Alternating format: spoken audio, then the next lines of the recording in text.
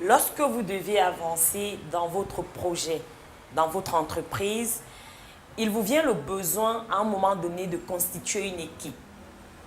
Récemment encore, je donnais une conférence sur comment bâtir une équipe compétente et cohérente. Et tout au long de cette formation, je montrais en fait aux participants de cette équipe comment est-ce qu'on devrait faire pour bâtir une équipe. Et l'une des choses qu'on devrait prendre en compte lorsqu'on bâtit une équipe qui se veut en réalité un regroupement de personnes ou mieux un groupe de personnes avec des compétences différentes et ou complémentaires, c'est de tenir compte de la singularité et de la particularité de chaque personne qui constitue l'équipe. Dans une équipe, il y aura forcément des maillons forts et des maillons faibles. Alors, lorsque vous avez cette équipe de travail et qu'au bout d'un certain moment, vous commencez à ne plus avoir le même rendu ou mieux les mêmes résultats que vous êtes fixés au départ, il se pose un problème, c'est celui de devoir faire monter l'équipe en compétences. Dans cette vidéo, je partagerai avec vous quelques astuces qui vous permettront de monter vos équipes en compétences.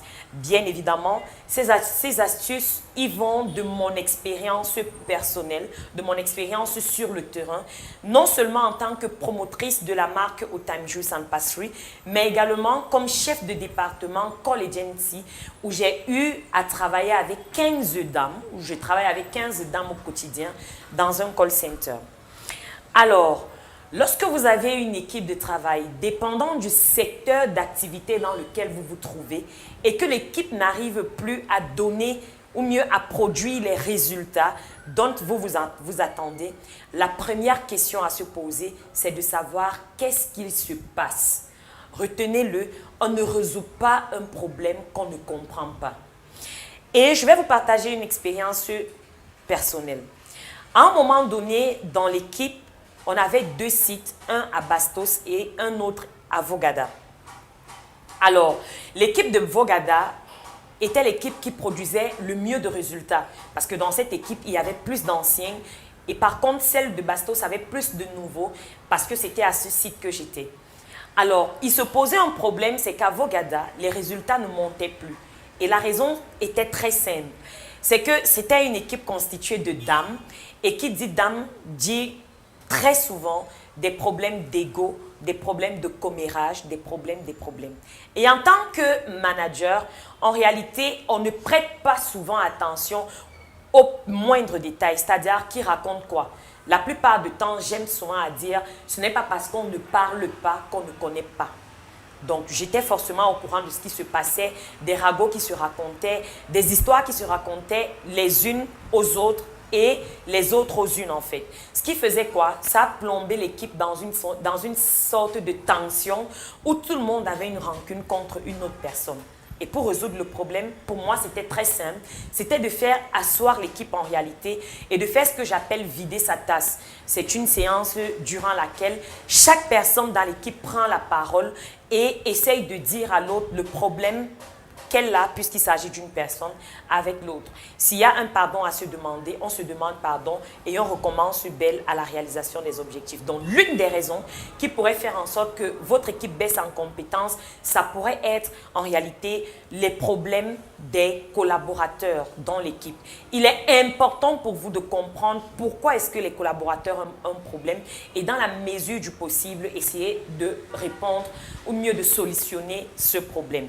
Alors, la deuxième chose qui pourrait en réalité faire en sorte que les résultats baissent, c'est effectivement que les personnes aient l'impression de faire la même chose et refaire la même chose et finalement, elles entrent dans une certaine zone de confort où elles estiment en réalité qu'elles ont suffisamment d'éléments pour pouvoir comprendre en réalité comment répondre très souvent aux préoccupations des prospects ou mieux des clients. Et là encore, je vais revenir sur une expérience. Alors, lorsque vous avez une équipe de personnes, il est important pour vous de former l'équipe au jour le jour. Pourquoi? Parce que si on prend le cas de l'équipe dont les personnes se sentent déjà dans un certain confort, c'est-à-dire qu'on a déjà certaines informations qu'on balance au jour et le jour et le lendemain aux personnes, on commence à robotiser en réalité. Et donc, du coup, le cerveau commence à stagner, en fait. On ne se challenge plus, on n'a plus envie d'aller au-delà. On commence à être, comme je l'ai dit, dans une certaine zone de confort.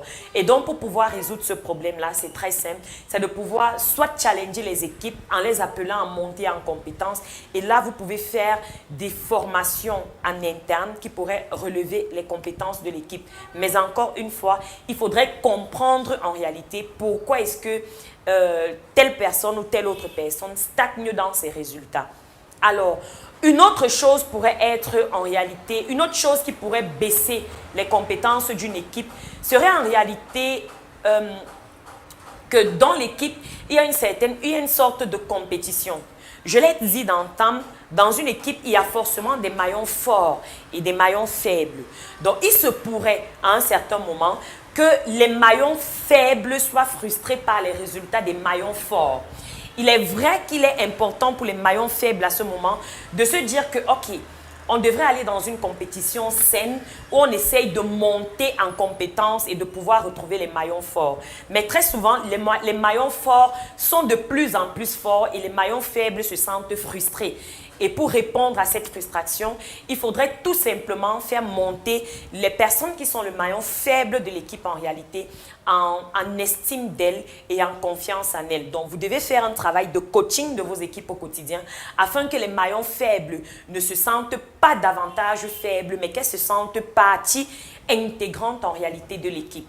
Voici quelques raisons en interne. Maintenant, les raisons en externe, il se pourrait effectivement que les équipes baissent en compétences, peut-être parce que les personnes faisant partie de l'équipe également rencontrent des problèmes familiaux ou des problèmes de couple, dépendant de que la personne soit mariée ou célibataire, ou même que la personne ait des enfants. Ça pourrait être par exemple que l'une des personnes dans l'équipe ou des personnes dans l'équipe ayant des enfants ont des problèmes avec des enfants à la maison et forcément ça aura une répercussion au niveau des résultats de l'équipe. Il se pourrait également que l'équipe baisse en compétences, peut-être parce qu'on aurait diminué les primes de l'équipe ou même que l'équipe n'arrive plus à avoir, du moins qu'on ait des tensions de trésorerie et que parce que les collaborateurs ne sont pas payés, effectivement, la productivité va baisser.